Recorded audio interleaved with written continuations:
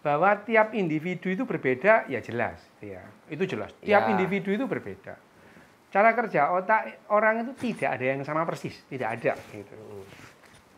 Hanya saja memang kita juga otak kita itu berkembang untuk melacak perbedaan. Ya. Bob, ya.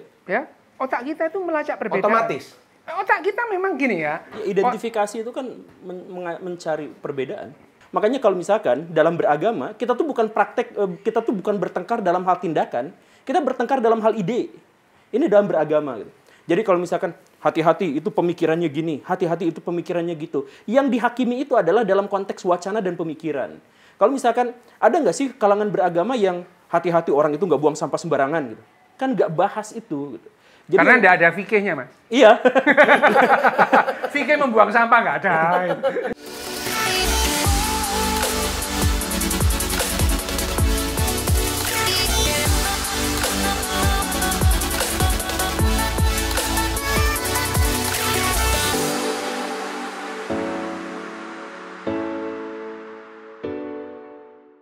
Halo, Mimi Kuti Pipi Kuti Pam. Salam sehat, salam bahagia, salam sejahtera. Dengan saya lagi di sini Ryu Hasan dalam Inside Our Brain, tetap ditemani teman setia saya Hangi, dan ya tetaplah selama ini ada teman setia lagi yang sebetulnya nggak setia-setia amat. Ibo. Nah, kali ini kita kedatangan tamu agung. Tamu orang besar. Iya. Kakak saya, mirip. Galah gantengan saya. Ya, dikenalkan nih Bob, tamu kita. Iya, ini adalah guru saya. Guru. Yaitu karena guru gembul. Yang membuat saya seperti ini. Kalau kamu ya, kalau kamu Bob, kalau ada kata-kata gembul itu yang pertama kali ada dalam pikiranmu apa? Perutku buncit gembul. Oh. Kalau saya itu saya pertama kali kenal kata gembul itu dari majalah Bobo. Oh iya, ada Paman Gembul. Paman Gembul. Itu pertama kali. Iya. Pada saat saya belum bisa bahasa Indonesia dan bahasa Jawa itu Bisanya bahasa apa? bahasa Arab itu. Oh, Bahasa pertama saya itu. Oh gitu. Jadi ya itu. Jadi kata-kata gembul itu dari Paman Gembul itu gitu. Jadi saya membayangkan kemarin guru gembul itu Paman Gembul yang kemana-mana bawa wortel. Oke, selamat datang Mas Guru. Selamat datang. Iya, Guru. Ini ketawanya mengintimidasi sekali. Betul. Kalau jadi penjahat di film jadul itu cocok gitu. Oh iya, benar, betul. Tuh ketawanya. Ketawanya memang intimidatif. Iya, karena saya otaknya itu sudah ditaruh di bawah. Karena bersama... Lihat yang di dalam tadi, itu adalah sebenarnya otak saya. Oh gitu ya? Iya. Kamu nggak dipakai, kata dokter. Udah, saya lihat aja sini. Tapi kalau dikembalikan juga tetap kayaknya nggak akan ada apa-apanya. Guru gembul. Apa? Ini, kalau guru ini sering kata-katanya kontroversial. Sekali gitu. Kenapa ada pemikiran-pemikiran apa gitu dari awal sampai guru? Kayaknya saya harus mengeluarkan statement dari dalam hati saya bahwa ini adalah saya gitu. Ya, kontroversial itu sesuatu yang wajar selama kontroversial dalam konteks intelektual.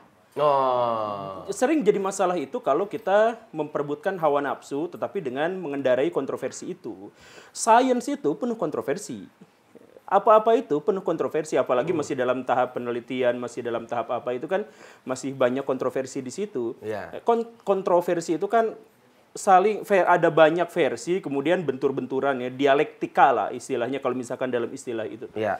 Nah, karena itu maka wajar-wajar saja selama itu dalam ranah intelektual. Nah, berhubung dengan kok saya harus sih mengeluarkan seperti itu, kita tuh punya otak yang walaupun secara garis besar cara kerjanya sama, tetapi kan pada detail-detail kecilnya itu tetap berbeda satu sama lain. Jadi sebenarnya semua orang tuh pada dasarnya memiliki gagasan berbeda-beda. Jadi kalau misalkan kita di sini ada orang satu agama, misalkan Kristen di sini gitu. Walaupun semuanya Kristen, tetapi kalau misalkan mereka ada dalam pikiran otaknya masing-masing, benaknya masing-masing, cara pandang mereka tentang Tuhan, cara pandang mereka tentang takdir dan sebagainya itu sebenarnya beda-beda. Gak ada yang benar-benar satu gitu. Nah, Maka ketika ada orang yang menyampaikan gagasannya, kok saya beda, kok ini beda, ya pada dasarnya sebenarnya manusia juga susah sih untuk seluruh hal sama itu kayaknya sih nggak mungkin gitu. Otak kita tuh detail-detailnya detail-detail kecilnya tuh berbeda. Wajah kita aja beda-beda. Betul. Ya, kalau misalkan wajahnya beda-beda, bentuk tubuhnya berbeda-beda, dan bahkan orang kembar pun berbeda, ya kenapa kita tidak berpikir bahwa otak kita juga sebenarnya pada detail-detail kecil berbeda? Gitu. Detail-detail apa dok yang berbeda dok? Ya, itu pertanyaan itu ada pernyataan tadi itu ada benarnya. Gitu. Bahwa tiap individu itu berbeda, ya jelas. Ya, itu jelas. Tiap individu itu berbeda. Cara kerja otak orang itu tidak ada yang sama persis, tidak ada. Gitu. Hanya saja memang kita juga, otak kita itu berkembang untuk melacak perbedaan. Ya, Bob, ya, otak kita itu melacak perbedaan. Otomatis. Otak kita memang gini ya. Identifikasi itu kan mencari perbedaan. Otak kita itu, otak kita itu perkembangan dari saraf binatang-binatang yang lebih purba gitu ya. Sistem saraf. Sistem saraf kita berkembang pada yang namanya binatang itu merespon alam, lingkungan dan dirinya sendiri dengan cepat. Jadi binatang itu bisa merespon lebih cepat ketimbang tumbuh-tumbuhan. Tumbuh-tumbuhan juga merespon alam misalnya tumbuhan terus kemudian ditaruh di jendela gitu. Dia terus kemudian merespon apa? Dia tumbuh ke arah jendela. Loh ini kan respon juga. Respon dari tumbuhan mencari cahaya yang lebih banyak itu, tapi lambat gitu ya. Jadi tumbuh-tumbuhan itu tidak bisa Bob. Jengkol itu ketemu kamu jengkolnya lari kan nggak bisa. Ya. Tapi kalau ngedenger dia ketawa kayaknya mungkin aja sih. Langsung, apakah benar? Ayo eksperimen ya. Tapi kalau ada bebek Bob, ketemu kamu lari, itu karena respon ini aku mau dimakan gitu ya. Jadi otak kita itu otak kita dari perkembangan saraf awal itu melacak perbedaan untuk menentukan mana yang bisa dimakan, mana yang mau memakan kita gitu ya. Itu memang dalam kehidupan kita itu menentukan dalam rantai makanan itu kita ada di mana. Mana yang bisa kita makan, mana yang berpotensi makan kita. Nah, itu berkembang otak kita. Sampai otak kita itu sedikit perbedaan itu bisa melihat. Bob, sebetulnya saya, kamu Bob, sama Mas Guru ini lebih banyak perbedaan, lebih banyak persamaannya ketimbang perbedaannya. Mata kita sama dua, kanan dan kiri, alisnya sama, hidungnya juga sama. Tetapi dalam waktu 50 nanodetik sekali lihat, aku tahu perbedaannya Ibob sama. Padahal perbedaannya itu cuma sedikit itu. Pada detailnya tadi gitu. Ya, jadi kalau pernyataannya Mas Guru tadi detailnya itu berbeda, iya detail. Meskipun secara rancangan umumnya sama. Sama kakinya, tangannya dua, kakinya dua, kukunya juga sama. Tapi apa karena persamaan itu mudah ditemukan? Kayak saya jadi nggak berpikir lagi kalau misalkan Pak Guru ini matanya dua, tidak akan pernah saya perhatikan lagi karena itu mungkin sudah menjadi keumuman. Sebuah keumuman jadinya. Ya justru itu karena otakmu dirancang melacak perbedaan. Ya. Jadi persamaan kamu abaikan gitu. Itu cara kerja otak kita loh ya. Ya. Jadi yang di pernyataan tadi bahwa detail-detail otak setiap individu itu berbeda. Iya. Tidak sama persis. Sekedar kamu suka manis, dia suka asam misalnya. Itu karena otaknya yang berbeda gitu. Ya. Kamu suka rujak, Mas Gembul suka batagor. Suka batagor. Iya, itu karena otaknya yang berbeda gitu. Detail otaknya ya. Meskipun kalau dibuka gitu, misalkan dibuka otaknya itu ya hampir sama bentuknya itu ya. Orang nggak bisa melacak. Tapi detail otaknya, cara kerja otak, konstelasi otak, hormonal di otak, neurotransmitter di otak, setiap individu berbeda. Ini kan kalau Pak Guru mungkin lebih ke arah pendidikan dan pengajaran. Nah, bagaimana supaya anak-anak gini Pak Guru, jujur aja lah gini. Kalau kita berbicara mengenai... Sebentar, kenapa harus pakai kata jujur? Karena kamu sering nggak jujur apa? Iya. Dan ketahuan kan sebenarnya. Iya. Kalau pelajaran moral ya, pelajaran moral, contohnya dulu PMP, saya dulu suka ada pertanyaan, apabila ada nenek menyeberang, apakah yang akan kamu lakukan? A. Membantu nenek menyeberang. B. Bla bla bla. Saya pasti dengan otomatis langsung menjawab. Tapi tidak pernah ada dari zaman dulu saya ada simulasi gitu. Begini caranya membantu nenek. Itu kayaknya nggak ada simulasi. Apa simulasi itu perlu untuk? Tapi saya gini, saya pernah dulu waktu sekolah, saya membantu nenek menyeberang malah dimarahin. Ini kocaknya. Ini epic gini. Gimana? Jadi ceritanya gini, saya datang ke sekolah terlambat. Ya.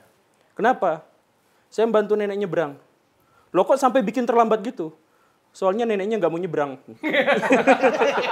Jadi saya tarik-tarik gitu. Memang Pak Guru. Untuk apa nenek nggak mau menyeberang? Disuruh nyebrang. Lah kan itu, nah tadi saya sampaikan kan, Iya, itu kan iya, teorinya bener gitu. juga, bener juga, Tapi tidak disampaikan simulasinya. Jadi saya kan nggak salah-salah amat ketika seperti itu. Ya, itu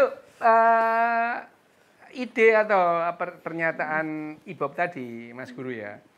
Memang kalau dianggap jadi persoalan ya persoalan. Tapi puluhan tahun, ya belum 100 tahun ya kita merdeka. Puluhan tahun kita pendidikan itu tidak dianggap penting. Memberikan simulasi kepada anak-anak itu tidak dianggap penting. Gitu. Jadi sampai akhirnya ya kita diberitahu bahwa yang namanya membuang sampah itu harus di bak sampah, tapi nggak pernah simulasi, ya sampai tua nggak bisa, gitu ya. Nggak bisa disuruh antri gitu ya, orang harus tertib. Tapi karena tidak pernah dilatih, disimulasi juga nggak bisa. Misalnya patuhi rambu-rambu lalu lintas, tapi sejak kecil kita tidak diajari mematuhi tanda, gitu ya. Padahal itu adalah salah satu dari 6 hukum dasar yang ditekankan pada anak-anak di Jepang dan di Eropa. Ya, satu, gitu ya. Satu, saya akan mengikuti tanda dengan cepat. Ya. Saya akan mengikuti petunjuk dengan cepat. Itu doktrin pertama yang diajarkan. Jadi kalau ada tanda panah ke kiri, ya dia ke kiri. Panah ke kanan, ya ke kanan. Gitu. Dan itu mereka simulasi. Simulasi. Seminggu 3 kali ngikuti simulasi itu. Ya, itu. Jadi ya, sampai sekarang ya jangan heran kalau di Indonesia itu, terus kemudian dilarang masuk ya, verboten in gitu ya. Celingak-celinguk nggak ada polisi ya masuk. Gitu. Ya karena dan bahkan saya pernah ngajar mata pelajaran geografi. Nah dalam pelajaran geografi itu ada pelajaran mitigasi bencana alam. Oke. Di situ kalau gempa kita ngapain, kalau banjir kita ngapain. Indonesia itu kan salah satu negara yang paling sering kena gempa. Tapi setiap gempa kita menghadapi jumlah korban yang sangat banyak. Ternyata bukan gara-gara bencananya, tetapi juga gara-gara kita bahkan tidak paham tentang mitigasi. Jadi pas saya misalkan ngadain praktek di mitigasi bencana di sekolah itu, guru-guru pada kaget. Loh kenapa ini? Kenapa pada di luar? Ya kalau mitigasi bencana emang harus di luar. Kalau misalkan ceritanya nanti ada gempa bumi, kan kita harus nanti gimana caranya keluar dengan selamat, bagaimana cara menunda kemungkinan dalam tanda kutip ya, kematian, kena reruntuhan, apa segala rupa kan sebenarnya sudah ada pelajarannya. Tapi siapa di antara kita yang pernah sama gurunya belajar pas menghadapi gempa kayak gimana waktu di sekolah? Kan kita jarang ya, yang seperti itu. Wah, apalagi zaman Gini, dulu nggak ada kayaknya kayak Padahal itu kan urgen gitu. Maksudnya Indonesia itu adalah kawasan bencana, bencana alam bagaimanapun. Yang paling enak tuh Malaysia. Kan Malaysia nggak kena gempa, nggak lempengnya dihalangin sama kita, gunung api kenanya sama kita, ya semuanya kita yang ini. Kalau Malaysia itu ya nggak apa-apa. Tapi kalau di Indonesia itu kan masuk kategorinya urgen gitu untuk belajar hal-hal yang semacam itu. Akhirnya kalau misalkan kemarin, saya mohon maaf ya, bukan berarti mengendarai duka cita korban, tapi kan di Aceh itu ada sekitar 200-an lah, hampir 200-an jiwa yang meninggal di sana, Aceh dan Sumatera Utara. Seandainya mitigasi bencana sudah disampaikan sejak awal, ada kemungkinan bahwa jumlah korbannya tidak sampai setengahnya dari itu. Jepang dengan bencana yang kurang lebih sama dengan itu, meninggalnya hanya sekitar 20-30 ribu orang gitu. Dengan tingkat kepadatan yang bahkan lebih padatnya Jepang gitu. Nah, kenapa kita tidak bisa seperti itu? Karena kita memang tidak diajarkan pada hal-hal yang praktek gitu. Kita tuh diajarkan pada gagasan-gagasan, ide-ide dalam bentuk wacana gitu. Makanya kalau misalkan dalam beragama, kita tuh bukan bertengkar dalam hal tindakan, kita bertengkar dalam hal ide. Ini dalam beragama gitu. Jadi kalau misalkan hati-hati itu pemikirannya gini, hati-hati itu pemikirannya gitu. Yang dihakimi itu adalah dalam konteks wacana dan pemikiran. Kalau misalkan ada nggak sih kalangan beragama yang hati-hati orang itu nggak buang sampah sembarangan gitu? Kan nggak bahas itu. Gitu. Jadi, karena nggak ada fikihnya, Mas. Iya. Fikih membuang sampah nggak ada. Nggak, nah itu tuh karena kita tuh berhenti dalam berpikir, berhenti dalam beristihad. Jadi ide-ide kita tentang fikih itu kan di zaman Nabi tidak ada, baru ada zaman kemudian. Karena apa? Karena ulama pada waktu itu berpikir bahwa implementasi atau gagasan-gagasan yang dibawa oleh Nabi itu harus dibawa di zaman ini. Makanya muncullah fikih. Nah, di zaman sekarang implementasi gagasan Nabi itu nggak mau dibawa di zaman ini. Sehingga kalau misalkan ada kontroversi soal riba misalkan, soal narkoba dan sebagainya, pendapat yang diambil itu adalah pendapat ulama abad ke-8, abad ke-9, abad ke-10 gitu. Nah, critical thinking kita, kemampuan dan keberanian kita untuk berpikir, beristihad itu dihalangi. Bahkan ketika saya ngomong seperti ini banyak yang komplain, ini istihad siapa dulu, tergantung orangnya, bisa atau enggak. Jadi akhirnya aliran siapa nih? Iya. Gitu.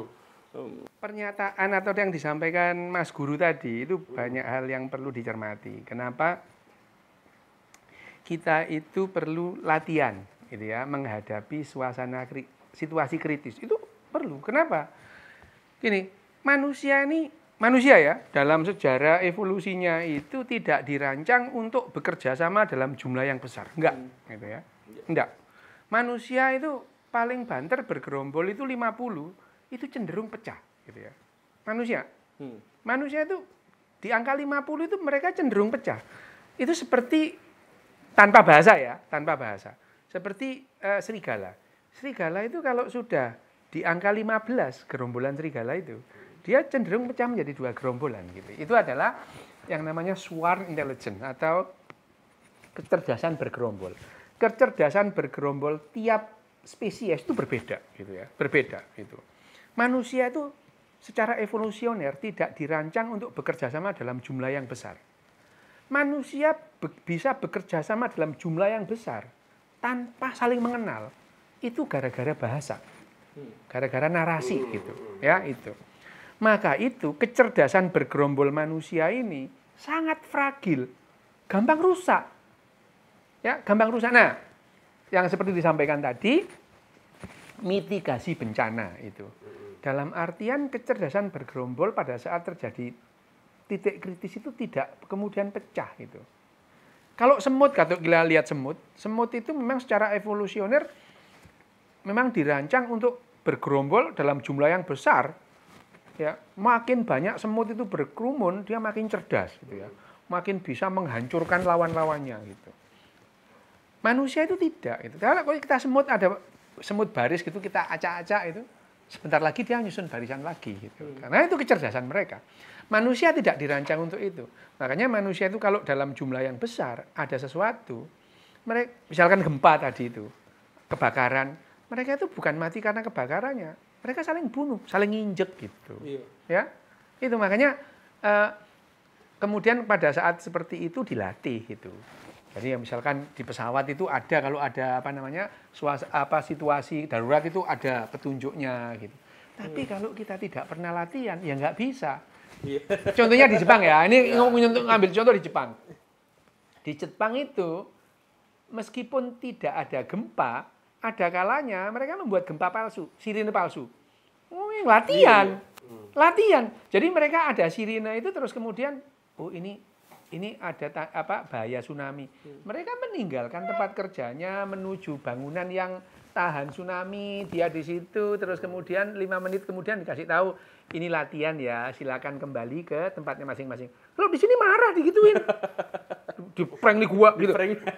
Padahal itu adalah dalam rangka latihan kalau ada gempa beneran sudah terbiasa gitu.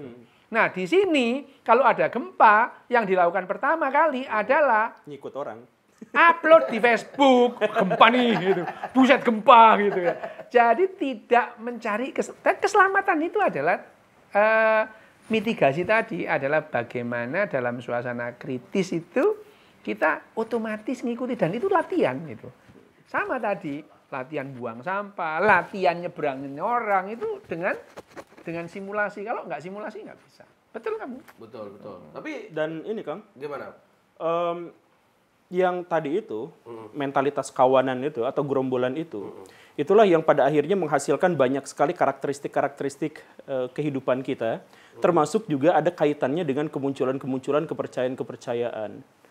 Jadi misalkan yang mentalitas kawanan itu, bahkan kita tuh harus ada dalam satu gerombolan, satu kelompok, sebab naluri kita memang berpikir untuk bisa bertahan hidup, dan bagaimana cara kita bisa bertahan hidup adalah dengan berkelompok. Semakin besar kita, bukan semakin besar, ketika kita berkelompok maka kesempatan kita untuk dimangsa sama hewan lain menjadi semakin kecil.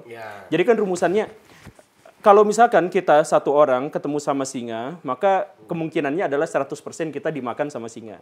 Kalau satu singa dan kita ada 10 orang, kemungkinannya hanya 1:10 kita dimakan singa.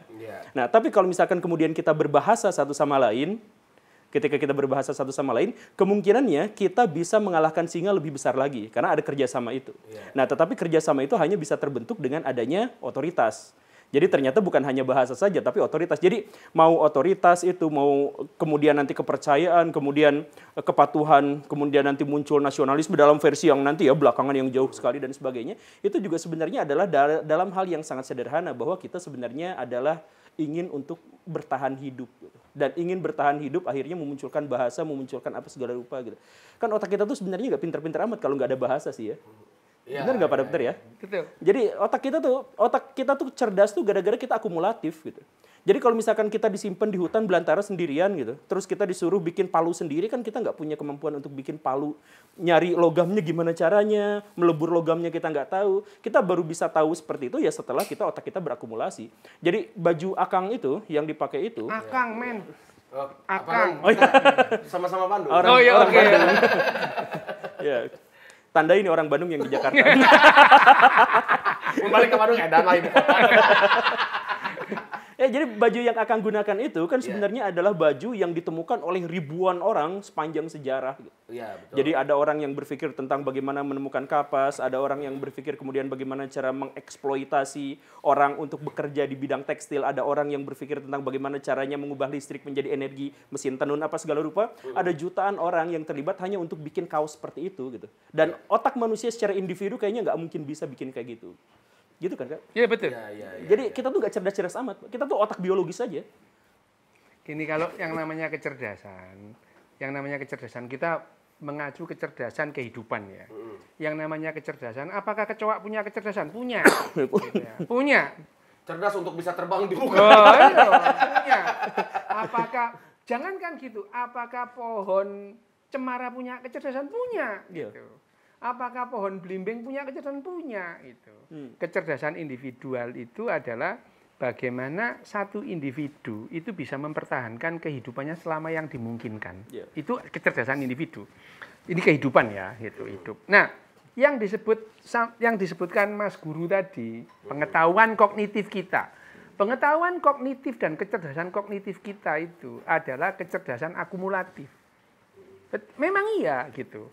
Jadi kalau secara individual sangat mungkin, hampir pasti bahwa individu manusia per manusia sekarang Homo sapien ini kalah jauh IQ-nya dengan nenek moyang kita pemburu pengumpul, kalah jauh gitu. Ya.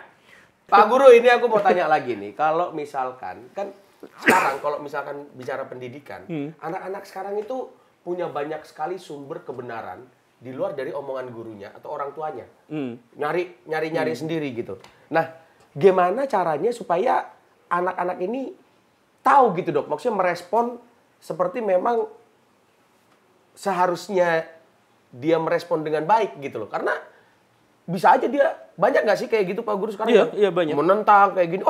Tapi menurut, karena kan Google kan belum tentu benar semua kan gitu. Iya. Tapi banyak sekali suggestion mengenai kebenaran. Apa yang harus, kebenaran gimana yang harus diketahui sama anak-anak sekarang gitu? Saya juga kemarin dikritik sama seseorang gitu.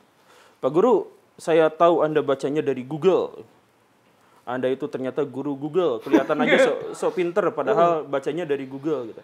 Nah, harus dipahami bersama bahwa Google itu bukan sumber pengetahuan. Betul. Google itu adalah AI untuk mencari sumber gitu. Ya. Jadi itu heuristik. Jadi heuristik dipermudah dengan menggunakan Google. Jadi di dalamnya itu ada jurnal, di dalamnya itu ada media, ada tulisan wartawan, ada penulis novel, ada apa segala rupa, adanya di situ. Nah, jadi ketika kita misalkan membaca Google, kita tuh bukan membaca Google, kita tuh membaca informasi yang bisa kita temukan di Google. Itu melalui pencarian itu, gitu. Nah, karena sekarang anak-anak itu dibanjiri oleh pengetahuan, sekarang itu pengetahuan itu udah terlalu lebay. Bahkan pengetahuan yang tidak kita butuhkan secara komunal misalkan itu tersedia di situ. Gitu. Nah, jadi yang paling penting sekarang itu bukan menjadi orang pintar. Kalau misalkan yang dimaksud dengan pintar itu adalah banyaknya informasi dalam benak, kita tuh sekarang udah nggak istimewa lagi dalam konteks itu. Karena yaitu kecerdasan akumulatif. Gitu. Jadi ini sebenarnya sudah pernah disampaikan juga sama Ibnu Rushd. Jadi Ibnu Rushd itu dulu pernah mengumpulkan. Jadi dia bikin komentar tentang kritik terhadap komentar dari bukunya Aristoteles di Anima yang kata Pak ini gobtut itu. Aristo itu Gobtut itu ya. Gobtut itu. Nah, itu dikomentari sama Ibnu Rushd. Kemudian Ibnu Rushd itu menjelaskan bahwa di masa depan otak akumulatif manusia itu sudah benar-benar menyatu gitu. Nah, penyatuan itu, otak akumulatif itu adalah dari internet. Nah, internet itu menyimpan segala informasi-informasi bahkan yang tidak kita inginkan, bahkan yang tidak kita kehendaki dan kita tidak sadari, orang dari belahan dunia yang manapun menyimpannya di situ. Nah, jadi yang paling penting sebenarnya bukan menjadi pintar dengan banyaknya informasi dalam otak, tetapi bagaimana cara kita memverifikasi data itu apakah benar atau salah dan kemudian menggunakannya secara bermakna gitu. Nah, jadi kalau misalkan kita menemukan informasi yang berbeda dengan guru, belum tentu gurunya salah, belum tentu gurunya benar. Yang paling penting itu apa? Guru, tolong sampaikan kepada guru-guru di seluruh alam semesta bahwa ajari atau latih anak-anak itu untuk melakukan verifikasi. Gitu.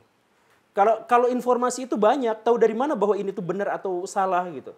Tahu dari mana bahwa penampakan alien itu di sini tuh memang bisa terbukti atau tidak gitu. Tahu dari mana bahwa hantu yang ada di sini itu memang benar-benar penampakan atau cuma tetangga lewat dan sebagainya. Itu kita harus belajar verifikasi gitu. Jadi dalam metodologi ilmu itu, nah ini kan ini. Jadi dalam metodologi ilmu itu kita tuh bukan hanya tahu gitu. Kita tuh harus benar-benar masuk dalam kategori bahwa kita bisa memilah mana yang benar, mana yang salah, mana yang akurat, mana yang tidak, mana yang valid, mana yang tidak, dan sebagainya gitu. Jadi karena guru-guru sekarang itu juga jangan egois dalam artian banyak guru-guru yang bilang jangan belajar dari Google, itu kan belum tentu salah. Ya memang belum tentu benar.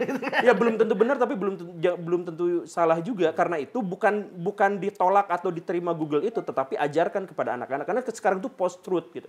Kita bahkan Pak Mahfud MD kemarin kena prank, kena hoax, dan itu langsung di-share di medianya, di Twitter itu.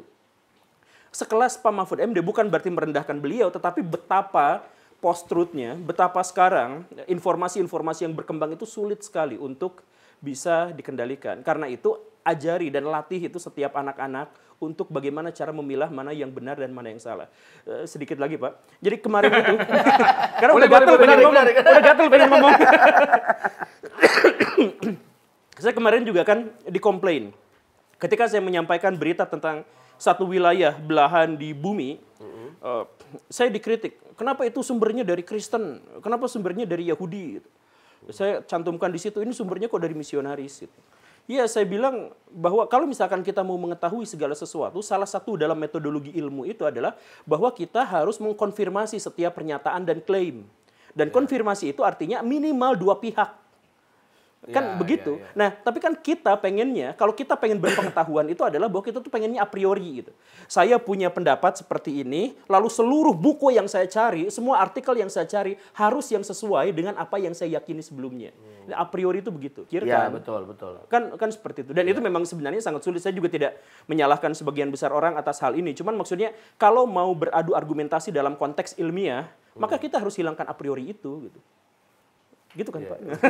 Apa otak kita didesain untuk membedakan yang benar dan salah tadi? Enggak, kita otak biologis.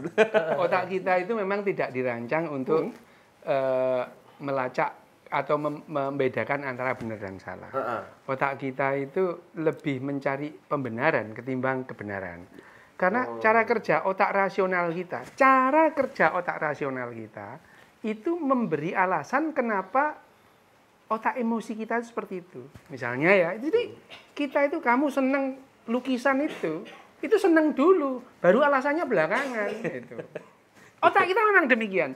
Jadi otak kita, otak rasional kita pada umumnya loh ya, itu lebih bekerja seperti pengacara ketimbang sebagai hakim. Iya. Kalau hakim itu mempertimbangkan kejadian, memutuskan yang benar mana, yang salah. Judgment gitu. Kalau pengacara itu membela kliennya. Otakmu juga gitu. Otakmu itu membela, otak rasionalmu membela keyakinanmu. Bagaimana supaya keyakinanmu itu rasional gitu.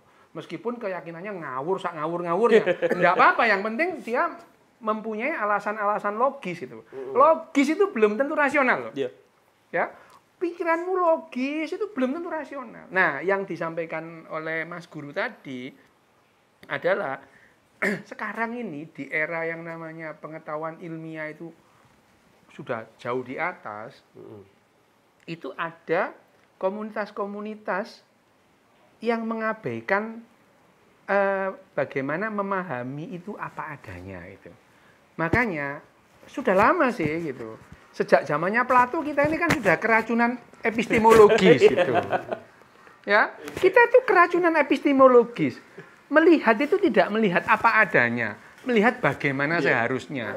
Nah, saya sendiri itu mencoba lebih ontologis ketimbang epistemologis. Saya tidak menyalahkan misalnya guru-guru Indonesia itu terus tidak ngajari critical thinking gitu. Karena bagi seluruh orang Indonesia ini critical thinking itu bahaya. Loh, bahaya bagi bisa jadi pemecah katanya gitu. Bukan hanya gitu, mempertanyakan keyakinannya. Iya. Sementara karena dibangun oleh keyakinan semua ini. Sementara kekuatan keluargamu itu kamu bangun atas dasar keyakinan. Kalau kemudian seseorang anak itu mempertanyakan keyakinan itu bahaya. Sementara di komunitas yang lain hal-hal yang seperti itu memang diterima. Sekedar mempertanyakan kamu itu benar bapakku apa enggak, itu enggak marah itu. Enggak marah.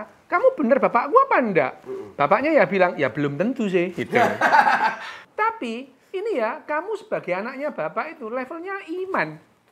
Loh, saya nggak perlu bukti. Lah, kalau saya mau membuktikan lah ya marahlah ibunya gitu ya. Iya. Nah, lebih baik lagi pula ya kalau seandainya kamu terbukti bukan anak biologisnya bapak, nggak ada yang berubah. Orang kamu dari kecil ku gendong-gendong gitu. Ya. Nah, itu adalah bagaimana saya memahaminya itu ontologis. Kalau saya itu melihat guru-guru di Indonesia itu tidak mengajarkan critical thinking. Bahkan critical thinking itu pelajaran atau subjek yang perlu dihindari. Tabu bisa jadi kayak gitu. Perlu dihindari. Di Indonesia loh ya. Iya.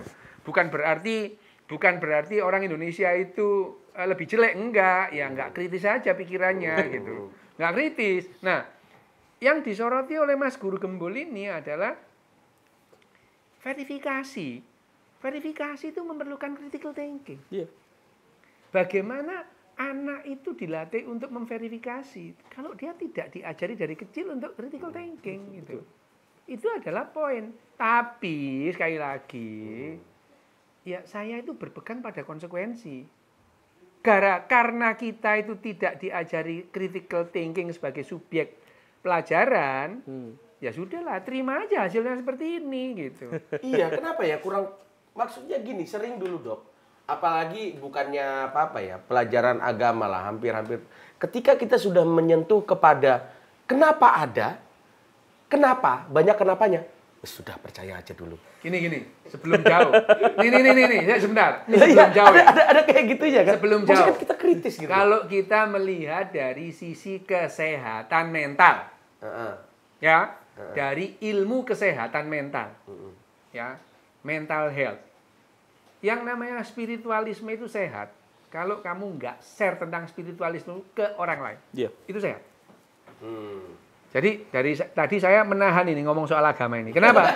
Karena ini ruang publik. Iya, betul.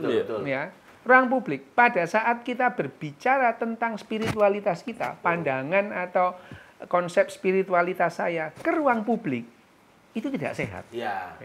Jadi yang namanya sepanjang spiritualitasmu itu kamu jaga untuk dirimu sendiri, itu sehat dalam tataran ilmu kesehatan. Kalau ilmu lain kamu nggak bahas itu ya. Aku bisa nanya lagi Dok kalau kayak gitu. Apa? Dok. Karena hampir semua agama ya, kalau ada udah share terus yang lainnya ngikut ke agama dia, itu punya kebanggaan tersendiri kayak aku membawa satu lagi.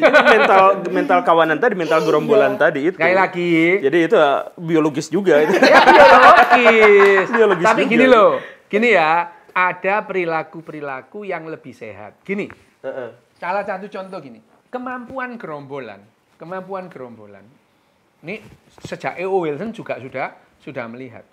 Gerombolan itu memang dilatih untuk menyerang gerombolan lain. Iya. Kalau dia itu kekurangan, gitu ya.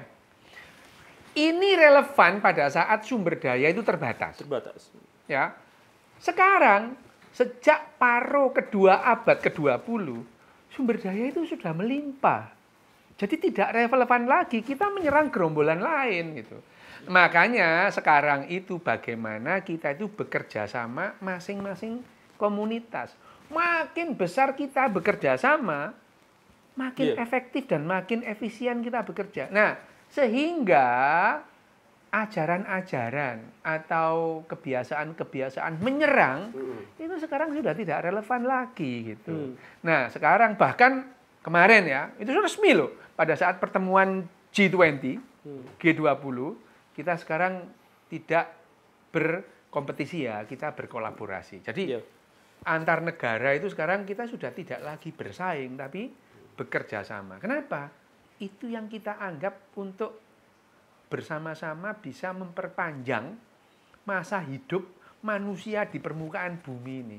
Cepat atau lambat manusia itu akan punah sih gitu. Nggak usah baper gitu.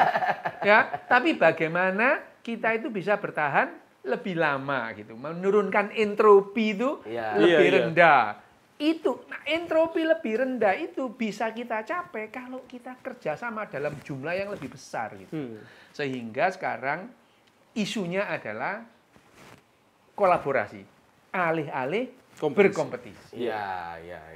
Gitu. Tapi saya ada ini ngomongin karena Bapak ini. Jadi saya serem juga nih. Jadi ya terkait dengan tadi itu. Jadi ada orang-orang di belahan dunia yang sumber dayanya sangat terbatas. Airnya sedikit, tanah yang bisa bercocok tanam di situ jumlahnya sangat sedikit.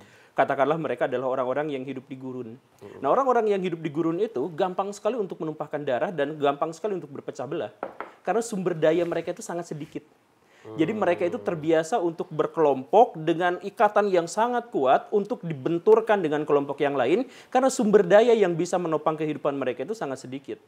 Dan waktu itu dianggap nilai yang bagus. Iya. Urf. Kesatriaan itu adalah Bagus. masalah, iya. Itu urf. Karena dia lebih menaklukkan gitu ya. Iya, karena sumber dayanya sedikit dan ininya banyak gitu. Jadi orang yang ingin hidup di sana dan mempertahankan hidupnya di sana banyak, sedangkan sumber dayanya sedikit. Setidaknya yang bisa dieksploitasi di zaman dulu gitu. Kalau zaman sekarang ya sudah tidak. Nah, itu kalau misalkan beratus-ratus tahun, beribu-ribu tahun mereka berpikir dengan cara yang sama seperti itu, maka mereka di masa depan juga susah untuk bersatu. Yang lebih parahnya lagi adalah ketika mentalitas seperti itu masuk ke wilayah Indonesia yang sebaliknya. Masyarakat Indonesia itu adalah masyarakat yang sangat tidak suka konflik karena mereka tidak punya alasan yang kuat untuk berkonflik. Jadi kamu jahat, kamu pergi dari sini. Lah kalau pergi di sana tetap dapat air, tetap dapat makanan, tetap dapat hewan buruan. Nah, jadi orang Indonesia tuh nggak takut karena karena dari itu, maka salah satu sastrawan besar Indonesia itu menyebut bahwa orang-orang Indonesia itu hipokrit, munafik berlidah dua gitu. Karena apa? Karena takut konflik. Kita tuh sangat takut untuk konflik, saking takutnya. Jadi kita tuh nggak enakan, nggak mau nyebut sejujurnya kepada orang lain, nggak mau berterus terang. Nah, jadi mentalitas seperti ini di Indonesia dan mentalitas seperti itu di gurun itu yang tadi Pak bilang nggak ada yang baik, nggak ada yang buruk. Ini hanya masalah kita berbeda gitu. Dan kalau misalkan yang dari sana pindahin ke sini, yang dari sini pindahin ke sana, itu akan memunculkan chaos sosial gitu yang cukup kuat. Karena memang secara mentalitasnya yang didasarkan pada kebutuhan-kebutuhan biologis itu ya sudah berbeda. Kita tuh challenge and response gitu. Kita ada tantangan alam yang kemudian kita harus hadapi. Nah, tantangan alam setiap kawasan, setiap wilayah itu berbeda-beda dan karena itu budaya masyarakat yang merupakan respon itu juga pada akhirnya berbeda-beda. Nah, ini untuk sebagai standpoint ya, langkah awal itu. Langkah awal untuk menurunkan entropi. Jadi di bukunya Steven Pinker mengenai Enlightenment Now itu, bab 1 itu mengenai entropi gitu ya. Entropi itu bagaimana kita menurunkan kekacauan dalam satu yang namanya sistem. Semakin besar sistem, kekacauan itu kecenderungannya makin gede gitu. Memerlukan energi yang besar untuk menurunkan entropi gitu. Nah, Steven Pinker menggambarkan dengan bagus bagaimana menurunkan entropi itu membuat kita jadi lebih sehat, kita menjadi lebih kaya, kita menjadi lebih sejahtera gitu. Iya. Ya? Ya masuk akal ya. Nah iya gitu. Jadi sebetulnya pada saat membayangkan tadi ada satu gerombolan yang kacau, kenapa? Karena sumber energinya sedikit. Ya. Nah, supaya dia mendapatkan sumber energi, dia ngambil dari kelompok lain itu. Dalam artian dia menurunkan entropi di kelompoknya, mengambil energi yang lain. Agenda manusia di abad ke-21 itu sudah berbeda. Nah, hanya saja Yuval Noah Harari tidak meng-highlight, tidak memberikan penekanan pada menurunkan entropi itu dengan menambahkan Tapi energi. jangan-jangan nggak tahu entropi? Atuh, entropi aja mama. Saya tahu nggak ngeliatin dokter dari tadi kenapa? Masa saya nggak tahu. Ini keacakan. Entropi itu gini, alam semesta itu menuju ketidakteraturan. Keacakan. Ya, menuju ketidakteraturan. Jadi segala sesuatu itu ini entropi. Jadi bagaimanapun ini akan rapuh karena memang atom-atomnya makin mengacak gitu. Dari keteraturan makin mengacak. Alam semesta itu menuju ketidakteraturan. Dan ketidakteraturan itu bisa menurun kalau kita menyerap energi gitu. Nah, entropi itu adalah satuan ketidakteraturan gitu ya. Satuan jadi ini hukum termodinamika kedua. Kalau kita belajar hukum termodinamikanya Newton itu, nih, entropi itu ada. Istilah ini bahas entropi ruang waktu entropi. Nah, entropi. Ruang dan waktu. Oh iya, entropi. Nah, itu. Nah, persoalannya adalah banyak nilai-nilai moral yang menekankan kita harus berkompetisi. Masa moral kan harusnya moral bersama-sama. Iya, karena zaman dulu ketika masyarakat berhadapan dengan tantangan yang berbeda, moral itu terbentuk. Dan karakteristik dari moral itu kan antar generasi. Jadi ketika zaman berubah, belum tentu moral ikut berubah sesuai dengan ini. Nggak usah jauh-jauh gitu. Pernah nggak kamu mendengar, jangan ditemenin itu nanti tempatnya di sono gitu. Mereka bukan termasuk golongan kita. Loh, itu sudah membuat garis persaingan. Itu tidak sehat. Sekali lagi, pada saat kita dalam ruang publik, terus kita membicarakan keyakinan kita, spiritualitas kita, itu tidak sehat. Gitu. Jadi, spiritualitas itu akan sehat kalau itu keep it for yourself, gitu ya. Jaga itu. Itu adalah menurut ilmu kesehatan mental sekarang, gitu ya. Jadi kalau kita mencari relevansi dalam kehidupan, yang kita temukan paradok tadi. Iya, paradok. Nah, ini kesimpulan nih ya, kesimpulan. Tidak banyak orang Indonesia yang mempunyai standpoint atau point of view atau sudut pandang seperti Mas Guru ini. Betul. Tetapi bukan berarti dia gila, bukan. Cuman beda aja. Dalam masyarakat tertentu ini yang waras. Ini yang waras. Nah, kalau di sini? Di sini sampean dianggap gak waras. Loh, saya itu dianggap gak waras. Iya. Dan saya terima karena ya. Dan saya setuju, Pak. Ya. Dan ya memang itu ya. Dengan melihat somasi-somasi itu ya, kayaknya saya setuju juga sih. Saya menganggap bahwa konsekuensi yang saya terima dengan saya berperilaku seperti ini ya nggak apa-apa, saya terima. Gitu. Jadi kesimpulannya adalah dalam satu komunitas dengan komunitas lain, sangat mungkin nilai yang diambil itu berbeda gitu. Nilai loh ya, nilai. Dan kalau kita berpegang pada nilai, yang kita temukan adalah paradoks. Ya? Salam sehat, salam sejahtera, salam bahagia. Jangan lupa subscribe Inside Our Brain. Terima kasih Mas Guru atas kedatangannya. Luar biasa ya, di sini keren-keren. Iya. Perut saya sudah mulai entropi. Mari.